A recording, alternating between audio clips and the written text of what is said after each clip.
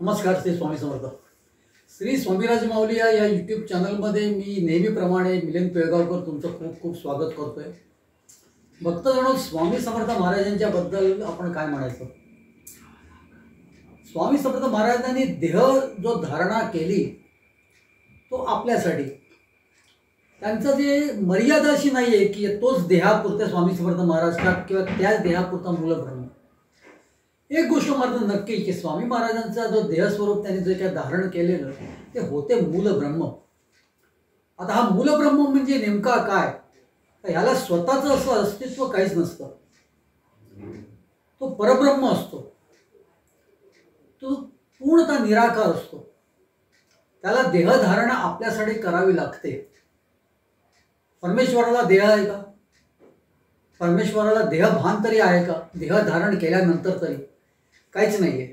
त्यामुळे स्वामी समर्थ महाराज जरी आपल्याला दिसले, तो देह त्या देहापुरते मर्यादित स्वामी महाराज नाही आहेत.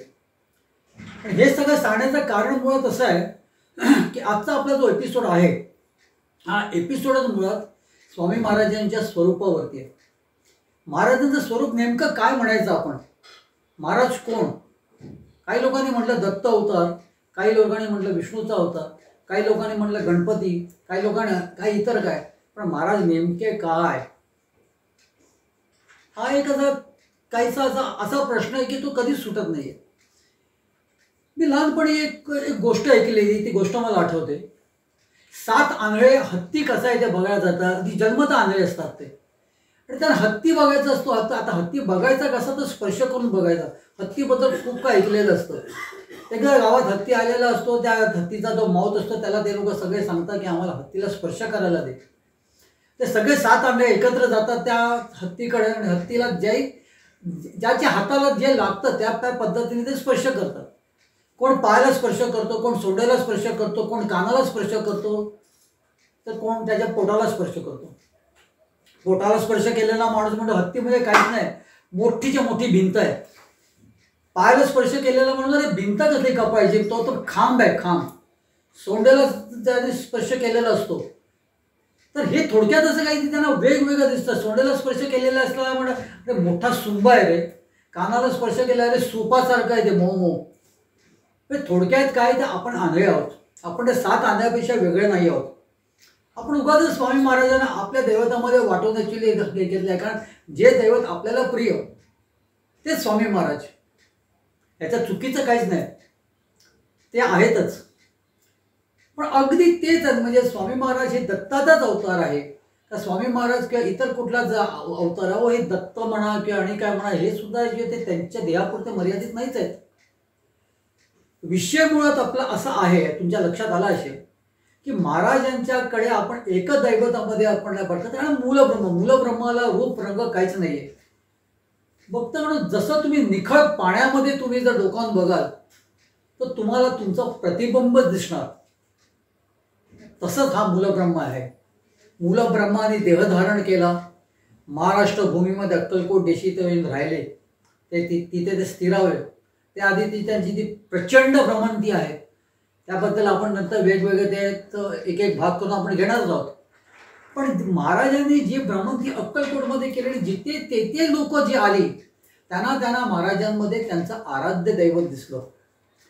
आता कसं आहे की देहामध्ये जेव्हा एखादा मनुष्य म्हणून आपण जेव्हा महाराजांकडे जातो, महाराजांचं रूप, महाराजांचं ध्येयष्टी वगैरे हे सगळं वेगळं पाहून आपण त्यांना शरण जातो, त्याच्यात भागच नाही, त्याच्यात वाद नाही काय. कारण ते ॲक्च्युली तो देहच असा होता की त्यांच्या समोर जाऊन आपण उभं राहिल्याबरोबर हा परब्रह्माचा देह आहे हे काय वेगळं, ती जाण आपल्याला ताबडतोब यायची नाही, आपण तिथे नकळत शरण जायचो.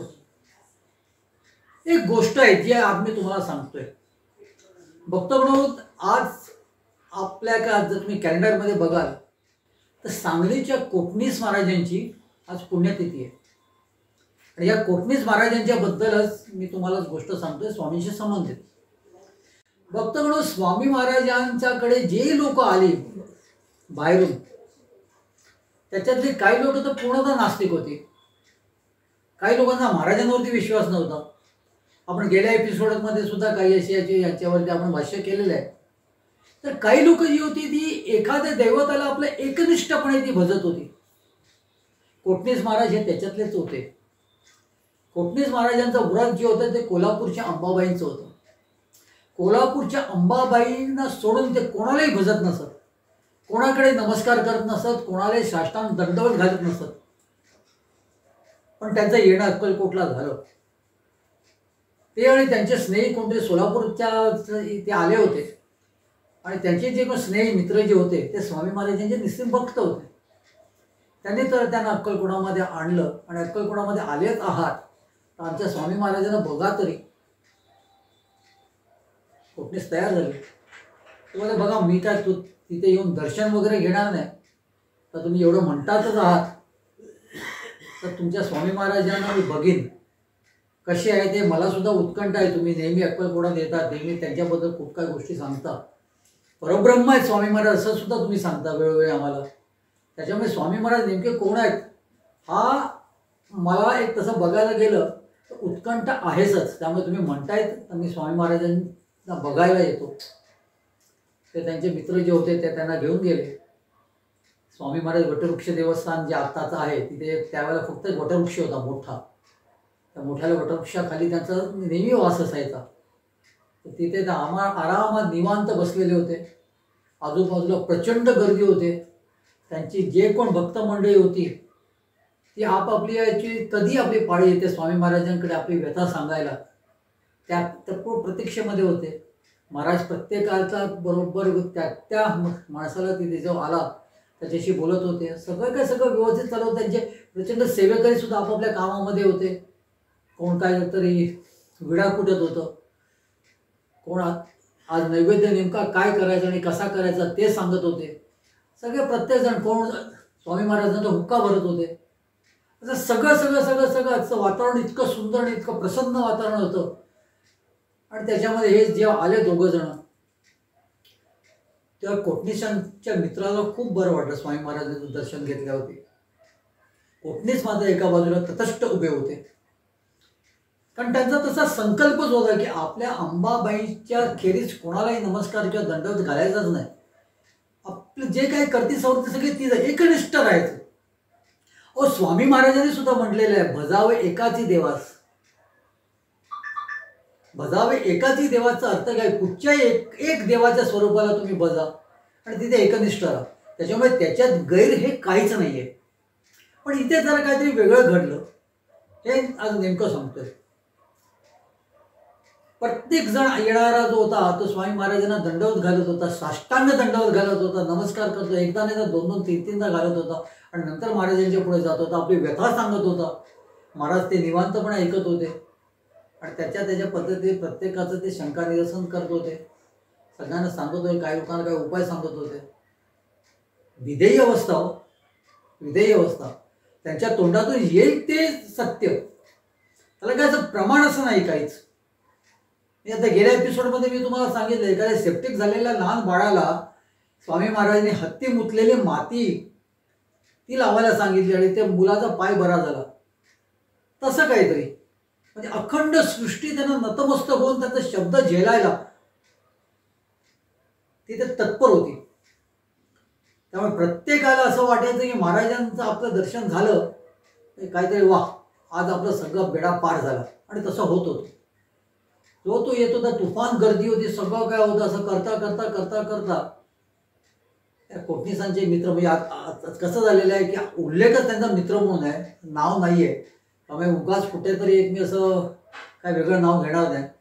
तर ते कोटणीसांचे जे मित्र जे होते ते तिथे पुढे सरसावले.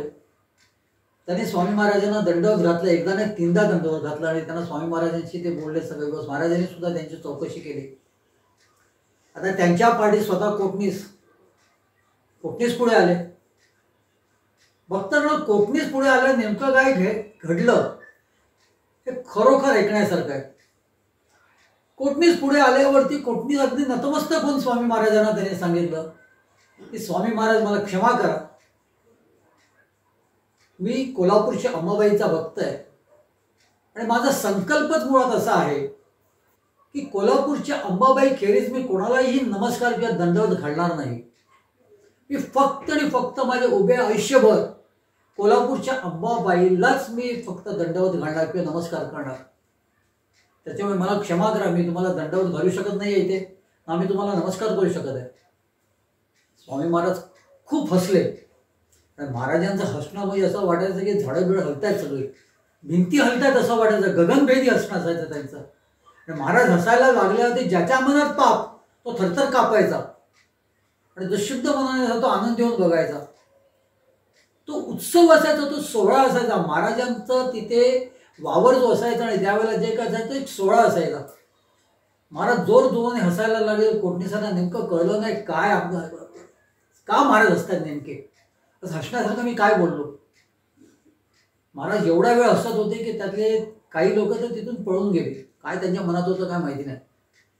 आणि बाकीच्यांना एक अशी उत्कंठा झाली की महाराज हसून नेमकं काय ॲक्च्युली सांगायला, त्यांचं काय म्हणतात काय महाराजांना. कारण कोकणीस काय तिथे कोणीच ओळखत नव्हतं.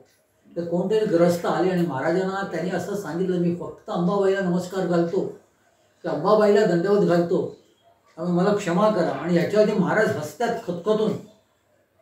आणि हसत हसतच महाराजांनी विचारलं त्यांना, काय रे म्हणजे संकल्प केलास इथपर्यंत ठीक आहे, पण तो निभावणार कोण. संकल्प केलेला निभावायला पाहिजे की नाही. नुसतं संकल्प करायचा आणि तिथे लक्षच द्यायचं नाही.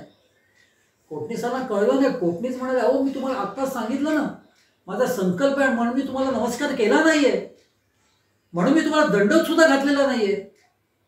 म्हणजे मी माझा संकल्प पाळतोय आणि तुम्ही असं का विचारताय. मी संकल्प केलाय त्यानुसार मी तुम्हाला सांगतोय की मी तुम्हाला दंडवत घालू शकत नाहीये, मी तुम्हाला साधा नमस्कार पण करू शकत नाही, त्याच्याबद्दल मी तुमच्याकडे माफी पण मागतोय, पण मी ते करत नाहीये. आणि अशा वेळेला तुम्ही मला सांगता की संकल्प केलास पण तो निभावणार कोण. मी निभावतोय आणि मी निभावतोय म्हणूनच तुम्हाला दंडवत घालत नाहीये, म्हणूनच तुम्हाला साष्टांग नमस्कार घालत नाहीये, म्हणूनच तुम्हाला मी साधा नमस्कार सुद्धा करत नाहीये. महाराजांचं हसणं काय थांबलेलंच नव्हतं. महाराज हसत हसतच महाराजांनी त्यांच्याकडे पाहिलं आणि त्यांच्याकडे हात करून इतरांनाही सांगितलं, काय बोलतोय बघा वेड्यासारखा. आता मात्र कोटणीसांना काय समजेना असं झालं. आपण तर सांगतोय की व्यवस्थितपणे आणि महाराजांची आपण क्षमा सुद्धा मागितली, मी तुम्हाला नमस्कार किंवा दंडवत घालू शकत नाही. आणि अशा वेळेला तुम्ही हसता आणि लोकांना सांगता की मी संकल्प केलेला आहे पण तुम्ही पाळत नाहीये.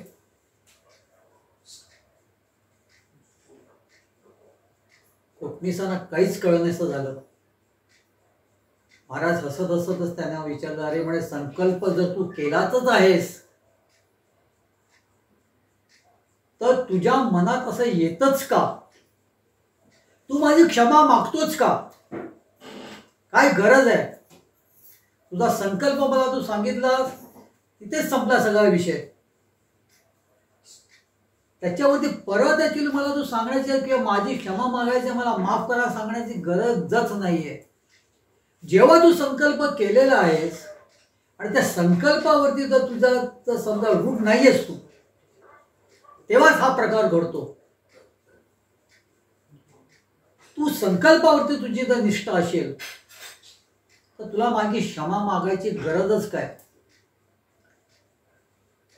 तुझ्या मनाला असं का वाटतं की मी जे काय करतोय ते मी चुकीचं करतोय आणि चुकीचं करतोय म्हणूनच तू तर क्षमा मागतोयस ना. क्षमा मागण्याची काहीच गरज नाहीये, कारण तुझा संकल्प आहे. तू एकनिष्ठ आहे तुझ्या दैवताशी, हे एवढं सांगून मोकळा हो. आणि ते तू तो संकल्प निभावतोयस त्याबद्दल तुझ्या मनामध्ये एक आनंद वाटायला पाहिजे, बरं वाटायला पाहिजे. तुझं तसं काहीच नाहीये. तू उलट क्षमा मागतोयस, तुला वाईट वाटल्यास तू दाखवतोयस. मग त्या संकल्पाला अर्थ काय. हा तुला असं वाटतं का हा तू संकल्प निभावतोयस. कोटणीसांना काही प्रमाणात ते जर पटतं, काही प्रमाणात म्हणण्यापेक्षा महाराज काही चुकीचं म्हणत नव्हते, पटलेलंच होतं ते. आणि कोटणीसांना काही म्हणजे तुम्हाला सांगतो काही क्षणातच तिथून काढता पाय घ्यावा असं ते विचार करत होते. तेवढंच महाराजांनी त्यांना सांगितलं, अरे ते सगळं जाऊ दे म्हणे, तुझा संकल्प वगैरे सगळं ठीक आहे, संकल्पावरती अजिबात आहे कुठच्याही पद्धतीचं तू संशय घेऊ नकोस. सांगितलं मोकळा हो. आणि ती छाती ठोकून सांग माझा संकल्प आहे. बरं ते सगळं जाऊ दे, एक गोष्ट फक्त मला सांग, तुझी ती अंबाबाई अशीच दिसते काय रे? भक्तगण हो, स्वामी महाराज आहेत ते कोटणीसांशी बोलत होते आणि ज्या क्षणी स्वामी महाराजांनी विचारलं त्या क्षणी स्वामी महाराजांच्या ठिकाणी कोटणीसांना त्यांचं आराध्य दैवत कोल्हापूरची अंबाबाई दिसली. ती अंबाबाई त्यांना विचारत होती की मी सुद्धा तीच आहे ना, तुझी कोल्हापूरची अंबाबाई अशीच दिसते का? ही स्वतः अंबाबाई विचारत होती त्यांना. काय तो सोहळा असणार, काय तो क्षण असणार. भक्तगण विचार करा, तुम्हाला म्हणजे याची तुमचं आराध्य दैवत स्वामी महाराजांमध्ये दिसणं ते तर खूपच छान आहे, पण त्याही पलीकडे जाऊ नये असं काहीतरी घडणं की महाराज विचारणं, अरे मीच तो विठोबा नाही का? अरे मीच तो दत्त नाही का? मीच तो कार्तिकेय नाही का? असं महाराजांनी कोटणीसांना सरळ विचारलं की तुझी कोल्हापूरची अंबाबाई अशी दिसते काय रे? आणि तिथे प्रत्यक्ष अंबाबाई त्यांना ते विचारत होती. कोटणीसांना घाम फुटला, कोटणीसांना कळेना नेमकं काय घडतंय. आणि कोटणीसांनी अगदी नकळत म्हणा किंवा काही म्हणा सरळ जो दंडवत महाराजांना घातला. स्वामी महाराजांचा जय जयकार दुमदुमू लागला तिथे. आणि आजूबाजूच्या लोकांना काय नेमकं काय घडलंय काय कळलं नाही. त्यांना एवढं दिसलं की महाराजांनी त्यांना काय विचारलं ते त्यांना दिसत होतं. कारण कोल्हापूरची अंबाबाई ही फक्त आणि फक्त त्या कोटणीसांना दिसत होती. बाकीच्यांनी फक्त एक कयास काढला की भाऊ त्या अंबाबाईच्या स्वरूपामध्ये स्वामी महाराजांनी कोटणीसांना दर्शन दिलं असावं. भक्तगण स्वामी महाराजांच्याकडे हेच तर खासियत होती. महाराजांना प्रत्येक भक्त त्यांच्याकडे जो आला त्यांना त्यांच्या आराध्य दैवतामध्ये स्वामी महाराजांनी दर्शन दिलं. कारण ते मूलब्रह्म निखळ पाण्यासारखं हो, तुमचंच प्रतिबिंब तुम्हाला त्याच्यात दिसणार. एवढंच नाही तर इतर धर्मीय सुद्धा तिथे काय ब्रिटिशर्स होते, इंग्रज होते, त्यांना जीजस दिसलेले आहे काही वेळ, एक दोन वेळा नाही, अशा कितीतरी घटना आहेत. आता आपण मुसलमानांचं म्हणतो की त्यांचा देवाला देह नाहीये, तो निराकार आहे. मग त्या वेशीवरच्या रियासीलदारांनी मेरा अल्लाह इलालाही असं करून त्यांना तो अंगरखा कसाला दिला. त्यांना सुद्धा काहीतरी दिसलं असेल स्वामी महाराजांमध्ये. भले त्यांचा अल्लाह निराकार असू द्या, पण त्यांची कुठेतरी काहीतरी असं दिसलं की त्यांची खात्री झाली की हे अवलिया म्हणजे आपले अल्लाह आहेत. आणि हे सगळं कधी घडतं जेव्हा मूलब्रह्म असतो तो. एखाद्या दैवताचा अवतार जेव्हा असतो तेव्हा आपल्याला तीच सगळी लक्षणं दिसत असतात. पण जेव्हा खुद्द मूलब्रह्म परब्रह्म मूलब्रह्म जेव्हा असतो, ओंकार स्वरूप जो असतो, त्यावेळेला महाराजांमध्ये प्रत्येकाचं आराध्य दैवत दिसलं, जे कोटणीसांना सुद्धा दिसलं. आणि जे कोटणीस श्री स्वामी महाराजांच्या पुढे नतमस्तक होण्यास तयार नव्हते, म्हणजे त्यांचं मनच मानत नव्हतं,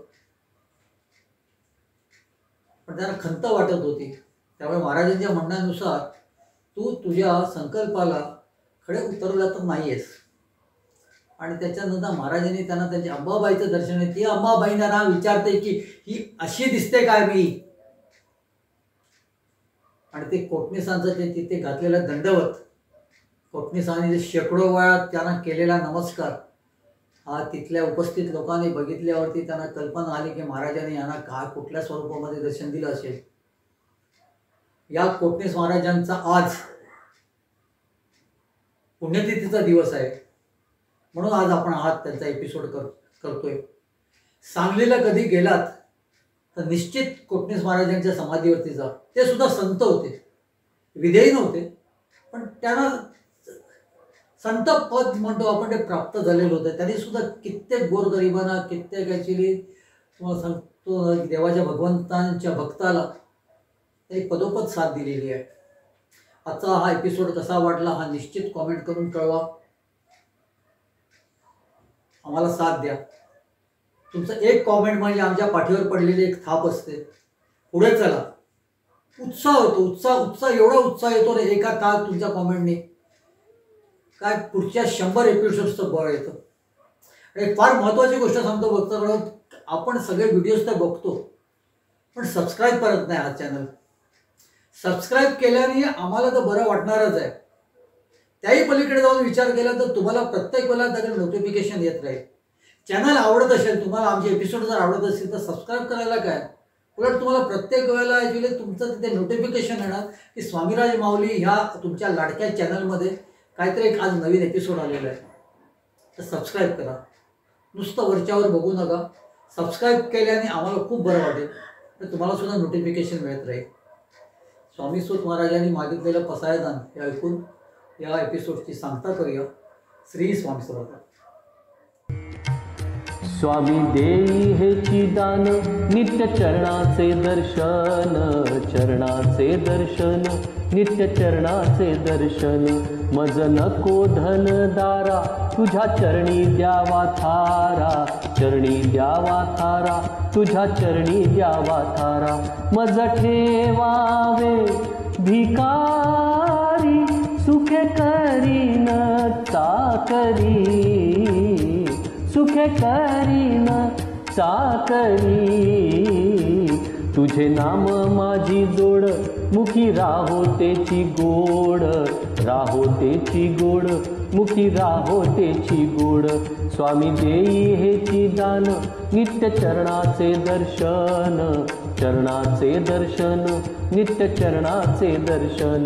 तुझ्या चरणी माझा माथा, ऐसे करी दीनानाथा, ऐसे करी दीनानाथा. तुझ्या नामी लागो छंद, मज द्यावे दास पद, द्यावे दास पद, मज द्यावे दास पद.